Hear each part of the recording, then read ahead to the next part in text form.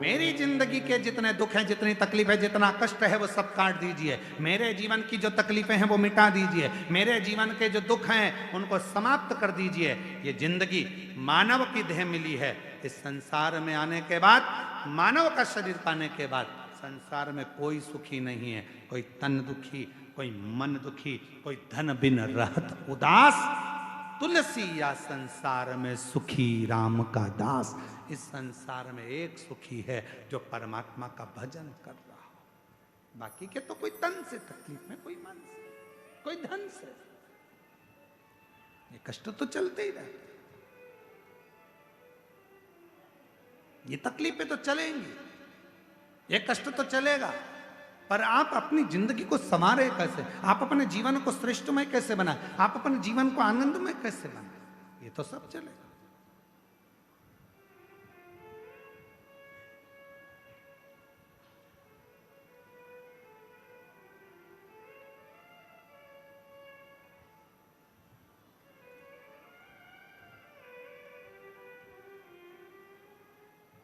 महाराज,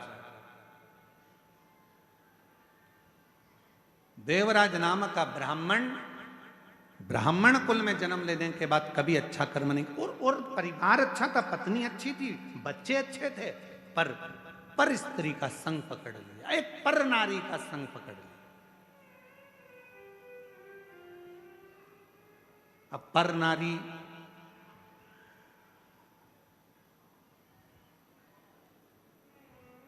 तुम्हारी सुंदरता पर आसक्त नहीं हुई है। पर नारी तुम्हारी सुंदरता पर आसक्त नहीं हुई है। पर नारी यदि आसक्त हुई है तो तुम्हारे वैभव पर, तुम्हारे धन पर, इससे मुझे ये मिल जाएगा, इससे मैं गाड़ी ले लूंगी, इससे मैं जेवर बनवा लूंगी, इससे मैं ज्वेलरी ले लूंगी, इससे मैं आभूषण ले लूंगी, इससे मैं प्लाट ले लूंगी, इससे मैं धन ले लूंगी, इससे मैं बैलेंस डलवाऊंगा, इससे मैं ये करूंगी। वो धन को लेने के लिए, संपदा को लेने के लिए निवेदन, श्रेष्ठ नहीं। और देवराज के साथ में हुआ वही।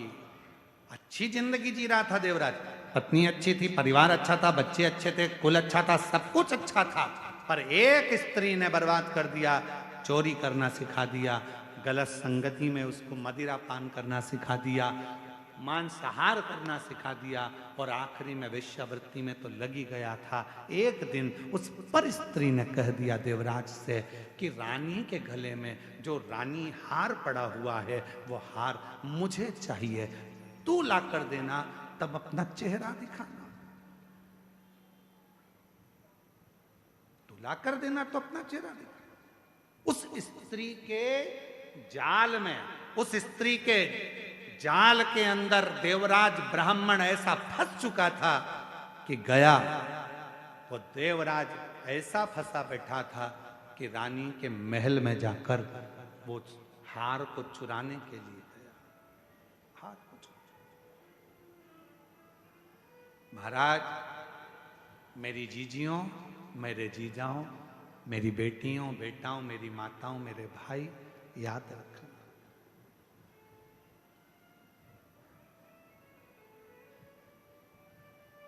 रिमोट अपने हाथ में रखो। टीवी का रिमोट दूसरे के हाथ में होगा तो वो चैनल चेंज करता रहेगा। टीवी तुम देख रहे हो तो रिमोट भी, बोलो जम के, अपने हाथ में रखो, नहीं तो वो जो देखना होगा वो देखेगा। बच्चों के हाथ में रिमोट आ गया तो कार्टून लगाएंगे, फिर किसी के हाथ में रिमोट आ गया तो वो न्यूज चैनल लगा देगा, और आपके हाथ में रिमोट आ गया तो आप शिव महापुराण की कथा ढूंढ कर लगा दोगे जिससे मेरे परिवार का और घर का उद्धार होता है। रिमोट अपने हाथ में रखो। और आजकल तो लोग मकान भी बनाते हैं। आप लोगों के घर में भी, जिन जिन के घर में नया मकान बना होगा, नया कमरा बन रहा होगा, नया मकान बन रहा होगा, वो बड़ी समझदारी से मकान बनाते हैं। साहब फर्नीचर वाला पूछता है, क्यों साहब पलंग कहाँ बनाना है? तो कहा पलंग ऐसी जगह बनाना जहाँ पर सारे स्विच बोर्ड लाइट का फंक्शन पूरा वहीं पर लगा हुआ हो। बोलो सही है कि गलत है?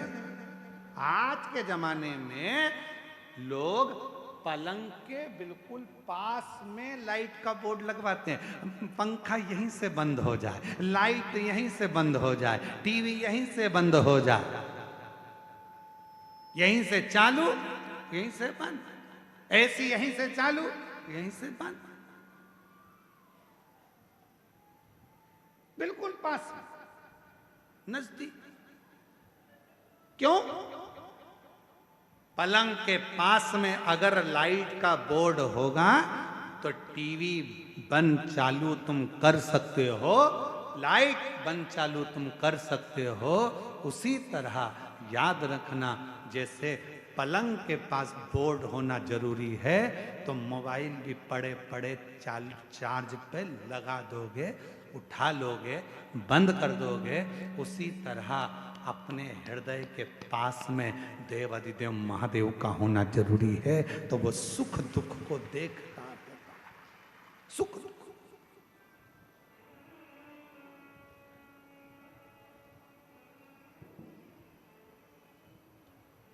ऐसे दयालु नाथ से रिश्ता बनाए, सब बोलिए, ऐसे दयालु नाथ से रिश्ता बनाए। श्रेष्ठ।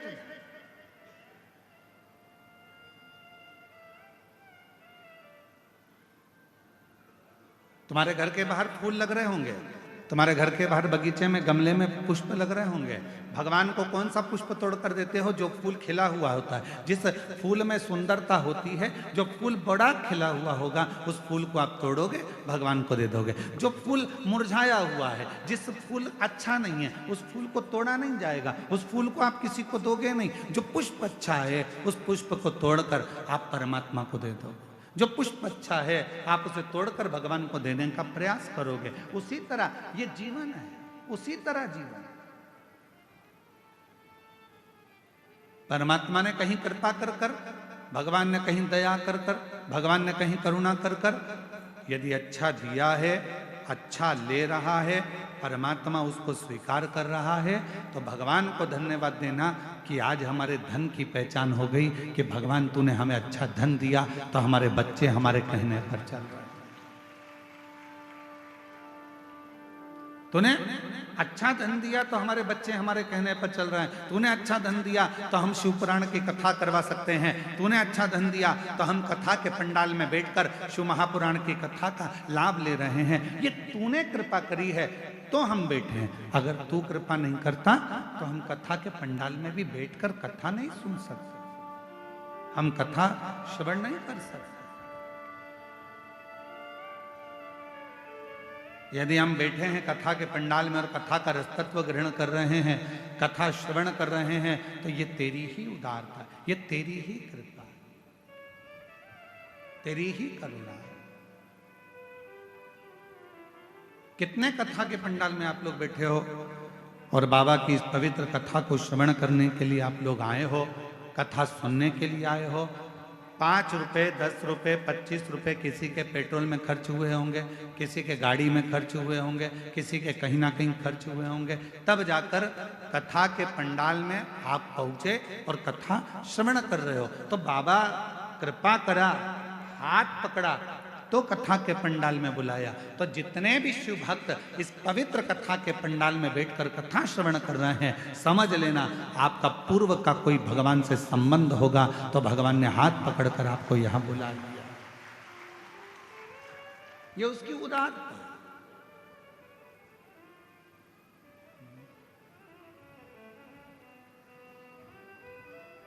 ये उसकी कृपा है, ये उसकी करुणा, ये उसकी दया है।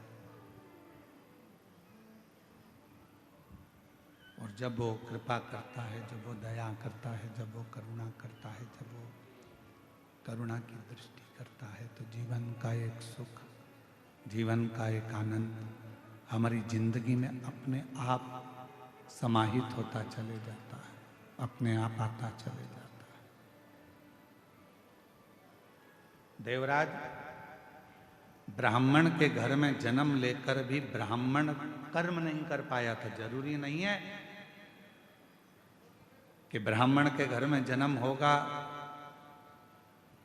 तो ही हम संसार सागर से मुक्त हो पाएंगे।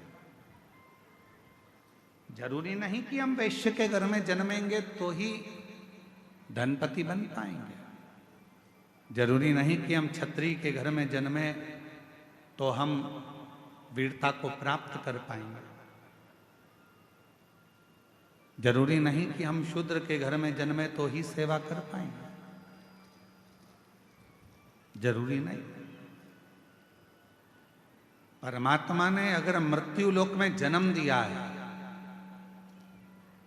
और परमात्मा ने अगर मृत्यु लोक में भेजा है और भजन परमात्मा पर, यदि शिव पर आप भरोसा कर रहे हैं, विश्वास कर रहे हैं और पूर्ण तरह से आप शिव पर आश्रित हैं और अपने संघर्ष को, अपनी मेहनत को पूर्ण तरह से कर रहे हैं, तो दुनिया का कोई व्यक्ति आपको पीछे नहीं हटा सकता। आप उन्नति की सीढ़ी पर चढ़ते ही चले जाएंगे, आगे बढ़ते ही चले। सारी समस्या का हल,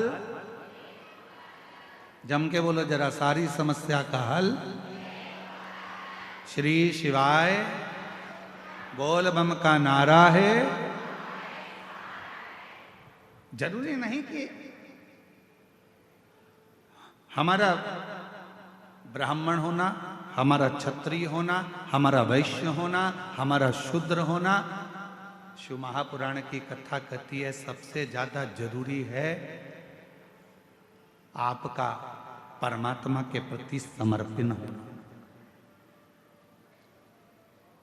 कोई भी हो, चाहे आप ब्राह्मण हो, चाहे आप क्षत्रिय हो, चाहे आप वैश्य हो, चाहे आप शूद्र हो, शिव के प्रति आपका समर्पण, भगवान के प्रति आपका समर्पण, फिर वो किसी भाव से, किसी भी तरह से आपको बना ले। देखो संत रविदास जी का चरित्र,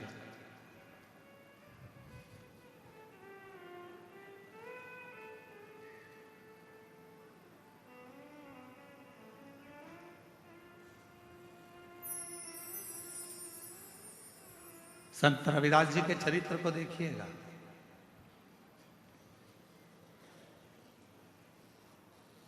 चर्मकार हैं,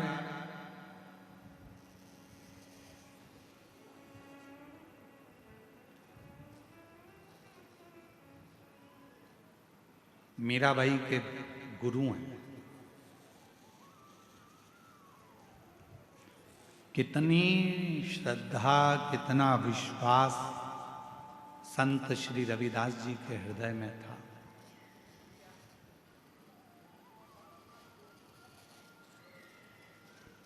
कितना विश्वास, कितनी श्रद्धा, कितना भरोसा संत रविदास जी के मन में था। कितना विश्वास।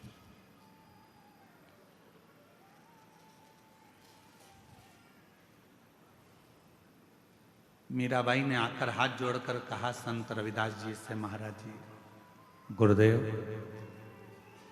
ओ गुरुदेव, बोलो मीरा। गुरुदेव, सारे बड़े बड़े संतों का आश्रम गंगा जी के तट पर बना हुआ है, मेरा भी मन कर रहा है आपका एक बढ़िया आश्रम, आपकी बढ़िया कुटिया, बहुत सुंदर सी आपकी एक कुटिया मैं गंगा जी के घाट पर बनवा दूं। गंगा जी के घाट पर बनवा दूं, बहुत जोरदार कुटिया गंगा के घाट पर बना दी। संत रविदास जी ने मुस्कुराकर कहा कि मैं गंगा के घाट पर क्यों जाऊं? क्यों?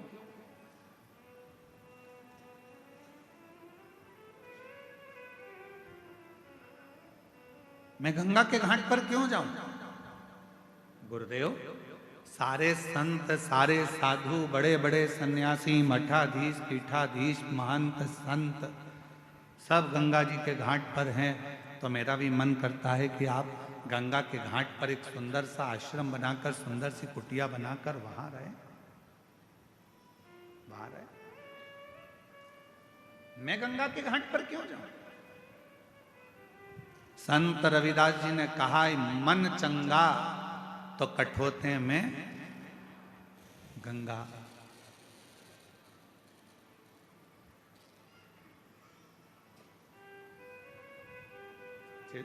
इस पार्किंग हो रही है, थोड़ा चिड़चिड़ चिड़चिड़, थोड़ा इधर आके सुनो, यहां पर आके। मन चंगा तो कठोते में गंगा।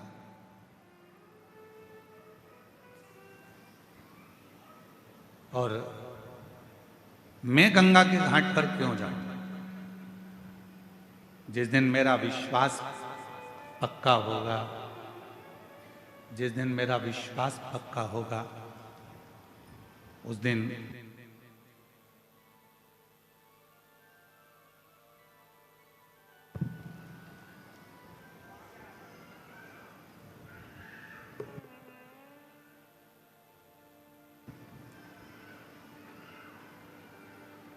जिस दिन मेरा विश्वास पक्का होगा, जिस दिन मेरा भरोसा दृढ़ होगा,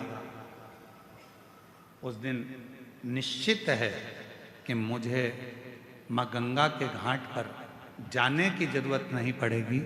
गंगा मैया मेरे आश्रम तक, मेरे घर तक जरूर आए। जितेंद्र जी, आपके वचन का आज स्मरण आ गया। जो हम यहां से निकले होंगे कथा कर कर, तो आपके मन में भाव आया था कि एक दिन गुरु जी हमारे भी इस गांव में, छोटा सा हमारा कच्चे गांव में बाबा आएंगे, और एक दिन हमारे घर भी बाबा जरूर आएंगे। आपका वो संत रविदास जी वाला चरित्र आज स्मरण में आ गया कि एक ना एक दिन गंगा मैया मेरे घर तक जरूर पहुंचेगी, या निश्चय गंगा है।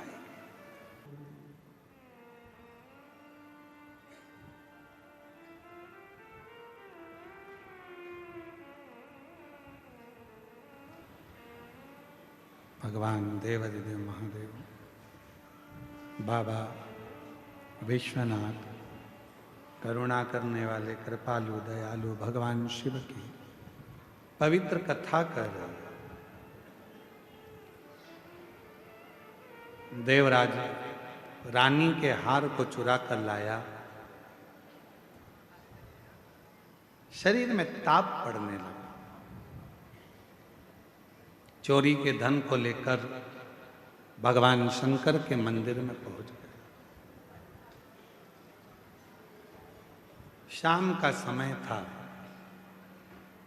कई लोगों के मन में आता है कि प्रार्थना और आराधना का जो समय होता है, उस समय पर भूलवश भी यदि कोई व्यक्ति भगवान के मंदिर तक, शिवालय तक, कथा तक पहुंच जाता है, तो निश्चित है उसका फल उसको प्राप्त होता ही।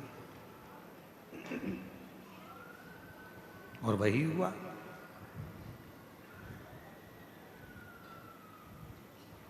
पहुंच गए।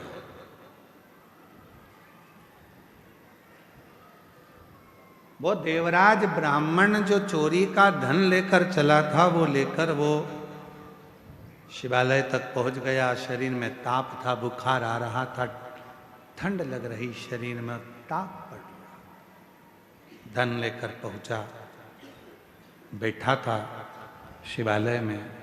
वहां एक कोई बुजुर्ग ब्राह्मण शिव जी की पवित्र कथा का वाचन कर रहा था।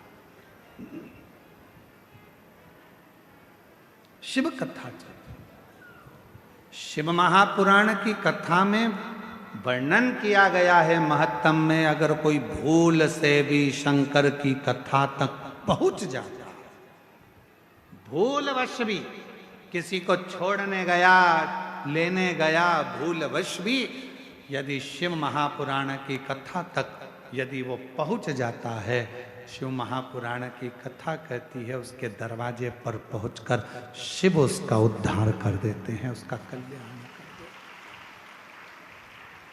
भूलवश। और मैंने तेरे ही भरोसे भोले, तेरे ही भरोसे हवा बिच उड़ती जावांगी बाबा डोर तो छड़ी ना मैं कटी जावांगी। कई लोग कहते हैं गुरुजी हमारा बुरा वक्त आया तो हमारे रिश्तेदारों ने साथ छोड़ दी, रिश्तेदार बदल गए। हमारा थोड़ा सा व्यापार डाउन गया गुरुजी, हमारे परिवार के लोग बदल गए।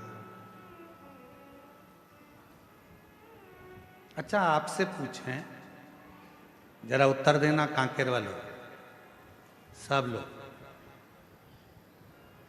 बुरा वक्त आया तो रिश्तेदार बदल गए, बोलो बदले कि नहीं बदले? बुरा वक्त आया तो अपने बदल गए, बदले कि नहीं बदले? जब रिश्तेदार बदल गए, घर के लोग बदल गए, तो थोड़ा समय का इंतजार करो, बुरा वक्त भी जरूर बदलेगा, ये निश्चित है। बुरे वक्त में जब रिश्तेदार बदल जाते हैं, बुरे वक्त में जब अपने बदल जाते हैं, बुरे वक्त में जब सगे बदल जाते हैं, तो थोड़ा सा इंतजार करना, शिव जी को एक लोटा जल चढ़ाते रहना, बुरा वक्त भी एक दिन जरूर बदल कर ही रहेगा, ये निश्चित होगा।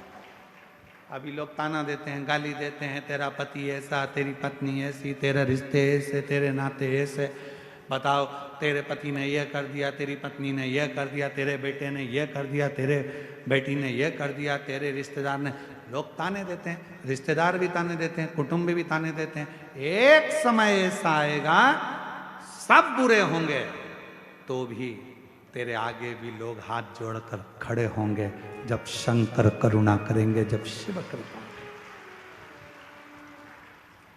जब शिव दया,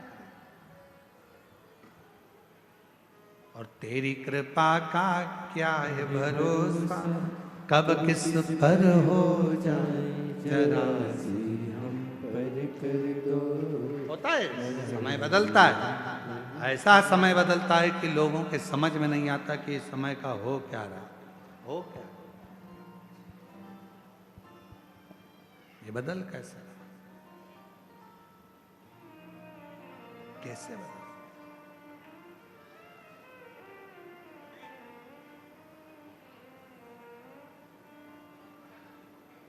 एक बात आप लोगों से कहें, एक मक्का का खेत था,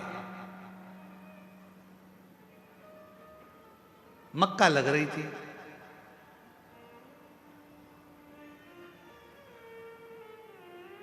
मक्का बोने वाला जो किसान था, मालिक, वो ध्यान रखता था पूरी फसल का, कभी कभी बंदर आ जाते थे तो उनको भगा देता। अब एक दिन मक्का लग रही है खेत में, और मक्का लगाने वाला जो मालिक था, भगाने वाला जो मालिक था, वो मर गया। सारे बंदरों को मालूम पड़ गया कि वो मालिक मर गया। बंदर सारे खुश हो गए, मालिक मर गया, खूब मक्का खाओ, खूब खेत मचाओ, खूब खेत बर्बाद करो। उसी में एक चतुर बंदर बैठा था, उसने कहा अब मचा कर और खाकर करोगे क्या? आज तो मचा लोगे, खा लोगे, पर उस खेत को बोने वाला, फसल लगाने वाला ही, फसल लगाने वाला ही जब मर गया तो आने वाले साल में न मक्का लगेगी न खेत बुआएगा, तो फिर मक्का कहाँ से खाओगे, कहाँ से? बुरा सोचने वाले सोचते रहते, अच्छा हो गया इसके साथ ऐसा हो गया, अच्छा हुआ इसके साथ ऐसा हो गया। अरे शिव महापुराण की कथा कहती है, जब हमारा कोई सनातनी, हमारा कोई सनातन धर्म को धारण करने वाला, हमारे सनातन को कोई आगे बढ़ाने वाला, जब सनातन को आगे बढ़ा रहा हो तो सबको एकजुट होकर खड़े होना चाहिए, जिससे हमारा सनातन धर्म मजबूत हो सके, सनातन धर्म मजबूत हो सके। महाराज कौन सा है?